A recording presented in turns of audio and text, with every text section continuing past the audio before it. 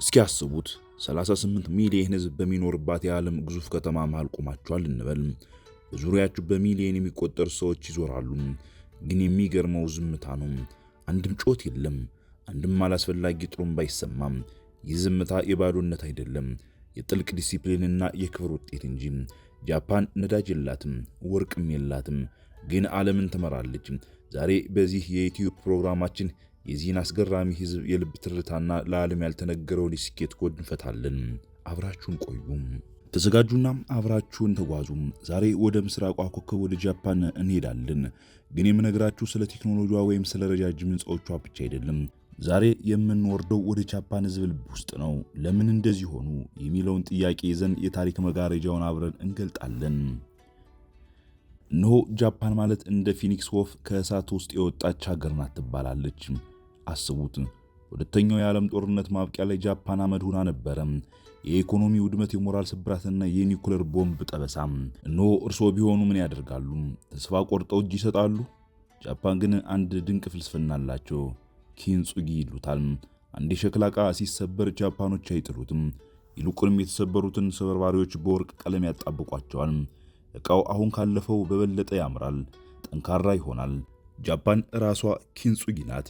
ያንን ሁሉ ስብራት በሥራ በዲሲፕሊንና በአገር ፍቅር በወርቅ አጣብቀው ዛሬ የምናያትን ታላቅ አገር ፈጠሩ። ውበት ያለው ፍጹምነት ላይ አይደለም፣ ውበት ያለው ስብርባሪው መልሶ በመጠገን ውስጥ በሚታይ ጥንካሬ ላይ ነው በሚሉት አባባል ይታወቃሉ። በጃፓን ኦኪናዋ ተብላ የምትጠራ አንዲት ደሴት አለች። እዚህ ደሴት ላይ ሰዎች እድሜያቸው ከ100 ዓመት በላይ ቢሆንም እንደ ወጣት ንቁ ናቸው። ሚስጥሩ ምንድነው? ኢኪጋይ ይሉታል። ኢኪጋይ ማለት ጠዋት ካልጋ ለመነሳት ምክንያት የሚሆን ትርጉም ማለት ነው። ጃፓናዊ ስራውን የሚወደው ለገንዘብ ብቻ አይደለም። ስራው ለዓለም የሚያበረክተው አስተዋጽኦ እሱ ጎበዝ የሆነበት ጥበብና ህልሙን የሚያገኝበት ነጥብ ነው። እስኪ ያስቡት፣ አንድ ጃፓናዊ ሱሺ ማስተር ለ50 ዓመታት ያንኑ አሳ ብቻ ሲያዘጋጅ ይኖራል። ሰልችቶት ያውቅ ይሆንም ብለን ብንጠይቅ መልሱ በፍጹም ይሆናል። ለሱ ያቺ አሳ የምትቆረጥበት ቅጽበት ጥበብ ናት። ይህ ካይዘን ይባላል። በየቀኑ 1% መሻሻል። እስኪ ቆም ብላችሁ ራሳችሁን ጠይቁ። የእናንተ ኢኪጋይ ምንድን ነው? ነገ ጠዋት ስትነቁ ዓለምን የምትቀይሩበት ያ ትንሽ ጥበብ እየታለም። በጃፓን መንገድ ላይ ቦርሳችሁን ብትጥሉ በ90% እድል ቦርሳው ካለበት ቦታ ወይም ፖሊስ ጣቢያ ውስጥ ሙሉ ዕቃው እንዳለ ታገኙታላችሁ። ሰርቆት ስለሌለ ብቻ አይደለም፣ የሌላውን ሰው ንብረት መንካት የራሴን ክብር መንካት ነው የሚል ጥልቅ እምነት ስላለ እንጂ። ኦሞቴናሽ ይሉታል፣ ከልብ የመነጨ መስተንግዶ። አንድ ሰው ስትረዱ በምላሹ ምንም ሳትጠብቁ ያ ሰው እንዲደሰት ብቻ በማሰብ የምታደርጉት እንክብካቤ። በጃፓን ፖለቲካ ውስጥ ቢሆንም ይሄ ይታያል። መሪዎች ስህተት ሲሰሩ በይፋ ይቅርታን ይጠይቃሉ። ስልጣን ላይ ሙጥኝ አይሉም። ለምን? ምክንያቱም ከግል ዝና ይልቅ የሀገርን ክብር ይበልጣል ብሎ ስለሚያምኑ። ጃፓን ከዜሮ ተነስታ ዓለምን በቴክኖሎጂ እንድትመራ ያደረጋት የተፈጥሮ ሀብት ስላላት አይደለም። ጃፓን ነዳጅ የላትም፣ ወርቅ የላትም፣ መሬቷ በእሳተ ገሞራ የተሞላ ነው። ያላት ብቸኛ ሀብት ምንድነው ካላችሁ ሰው ነው። እሳት አክባሪነቱም ታማኝነቱም እንዲሁም ልዩ የሚያደርጋቸው የትውልድ አቀራረጻቸው ነው። ስለ ትውልድ አቀራረጻቸው ከተነሳም አንድ ነገር ልበላችሁ። አስቡት፣ የአንድ ሀገር የወደፊት ዕጣ ፈንታ የሚወሰነው በፓርላማ አዳራሾች ሳይሆን በአንደኛ ደረጃ ትምህርት ቤት የመማሪያ ክፍሎች ውስጥ ቢሆንስ? ጃፓን ውስጥ አንድ ሕፃን ትምህርት ቤት ሲገባ መጀመሪያ የሚማረው ሂሳብ ወይም ሳይንስ አይደለም። መጀመሪያ የሚማረው ሰው መሆንን ነው። ዓለምን የሚያስደምመው የጃፓን ትምህርት ቤት ጉዞ ምን ይመስላል? ይህ ጉዞ ለምን ጃፓኖች በስራቸው ውጤታማ፣ በባህሪያቸው ጨዋና ለሀገራት ታማኝ እንደሆኑ ቁልፉን ይሰጠናል። በጃፓን ትምህርት ቤቶች ውስጥ እስከ 4ኛ ክፍል ማለት እስከ 10 ዓመታቸው ዕድሜ ድረስ ምንም አይነት ከባድ ፈተና የለም። የሚገርም አይደለም? ለምን መሰላችሁ? ጃፓኖች የሚያምኑት በመጀመሪያዎቹ 3 ዓመታት የልጁ አእምሮ ውስጥ መሞላት ያለበት ዕውቀት ሳይሆን ባህሪ ነው ብለው ያምናሉ። ሌላውን ሰው ማክበር፣ ለእንስሳትና ለተፈጥሮ ደግ መሆን፣ ፍትሐዊነትን ማወቅ እና ራስን መግዛት ይለማመዳሉ። እስኪ አስቡትም እኛ ሀገራችን ላይ በኢትዮጵያ ምድር ልጆቻችን ከመጀመሪያ ቀን ጀምሮ ደረጃ ስንት ወጣ ብለን ስናፎካክርና አንዳቸውን ከአንዳቸው ስናበላልጥ እናሳድጋቸዋለን። እንዲህም ብለን ስናስጨናንቃቸው፣ ጃፓኖች ግን ዛሬ ለማን መልካም ነገር አደረክ ብለው ነው የሚጠይቋቸው። የትኛው ይሻላል? ጃፓን ውስጥ ምሳ ሰዓት ሌላው ትልቅ ትምህርት ቤት ነው። ትምህርት ቤቶች ምግብ አቅራቢ ሰራተኛ የላቸውም። ሂደቱን ስንመለከተው ተማሪዎች ራሳቸውን ነጭ ጋውን ይለብሳሉ፣ ጭምብል ያደርጋሉ እና ምግቡን ለጓደኞቻቸው ያከፋፍላሉ። መምህሩም አብሯቸው ተቀምጦ ይመገባል። ሲጨርሱም ራሳቸው ጠረጴዛውን ያጸዳሉ። የጠጡበትን የወተት ካርቶን አጥበው ለዳግም ጥቅም ያዘጋጁታል። ይህ በጃፓን ምድር ከልጅነታቸው ጀምረው የሚያደርጉላቸው ትህትናን እንዲያውቁና ማንም ሰው ከሌላው እንደማይበልጥ ሲያስተምሯቸው ነው።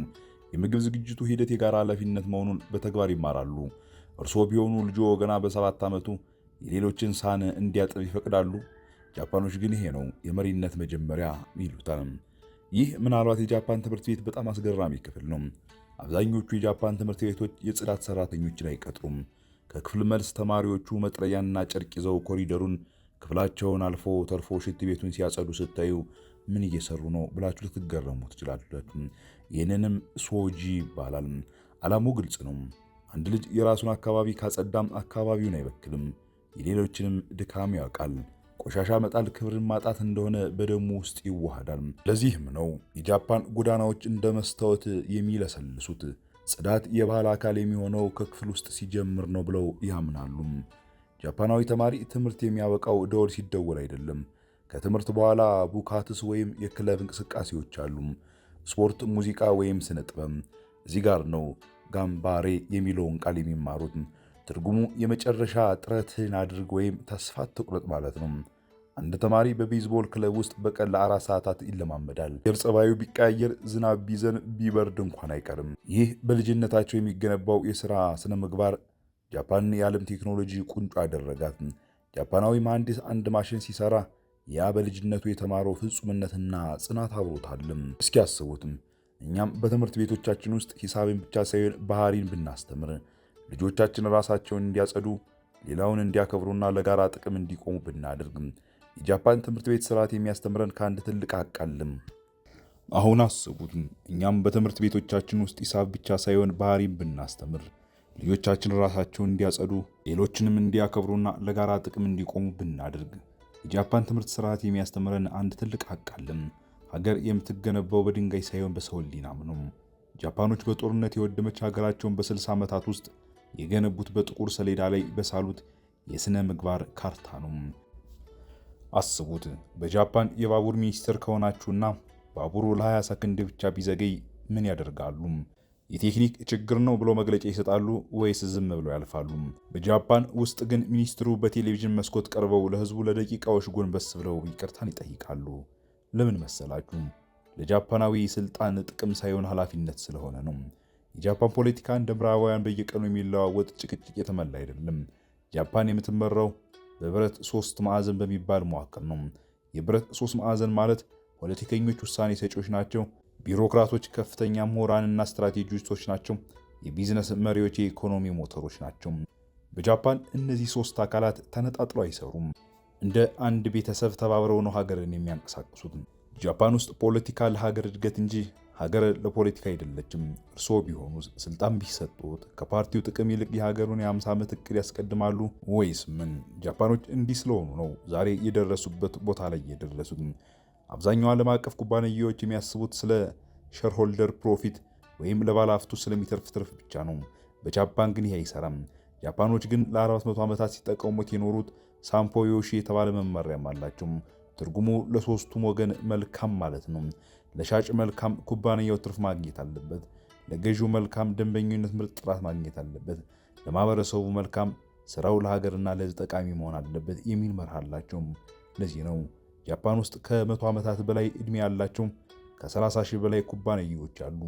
እንዲያውም እድሜው ከ1400 ዓመት በላይ የሆነ ኮንጎ ጉሚ የተባለ የግንባታ ኩባንያ አለ ይባላል። እነሱ የሚያስቡት ስለ ቀጣዩ ሩብ ዓመት ትርፍ ሳይሆን ስለ ቀጣዩ ክፍለ ዘመን ህልውና ነው። በጃፓን ቢዝነስ ውስጥ ብቸኛው ተኩላ የለም። እንደ ቶዮታ ወይም ሚትሱቢሺ ያሉ ግዙፍ ኩባንያዎች ጌሬትሱ በሚባል መረብ ውስጥ ነው የሚሰሩት። ባንኩ፣ አምራቹና ጥሬ ዕቃ አቅራቢው በአንድ ላይ ተሳስረዋል። አንዱ ሲቸገር ሌላው ይደግፈዋል ማለት ነው።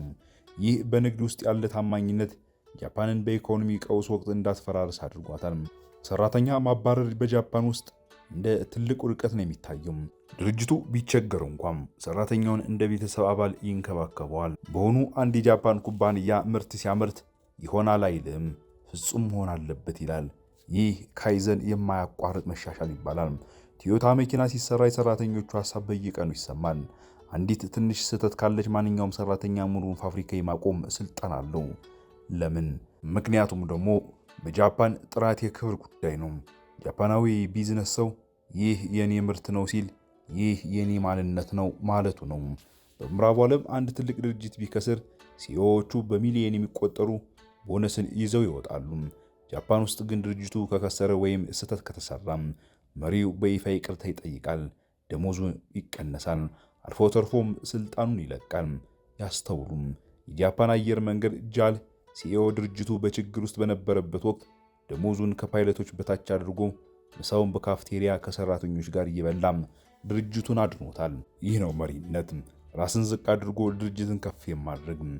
በሆኑ በጃፓን ምድር ፖለቲካና ቢዝነሱ ይህን ያክል ጠንካራ የሆነው በምን አይነት ማህበራዊ መሰረት ላይ ስለተገነባ ነው? ውድ አድማጭና ተከታታዮች ስለ ጃፓን ምን አዲስ ነገር አወቃችሁ? ስለ ጃፓን ማንነት፣ ስለ ጃፓን ፖለቲካ፣ ስለ ጃፓን ማህበራዊ ህይወት አዲስ የተገነዘባችሁትና የሰማችሁት ነገር ምንድነው?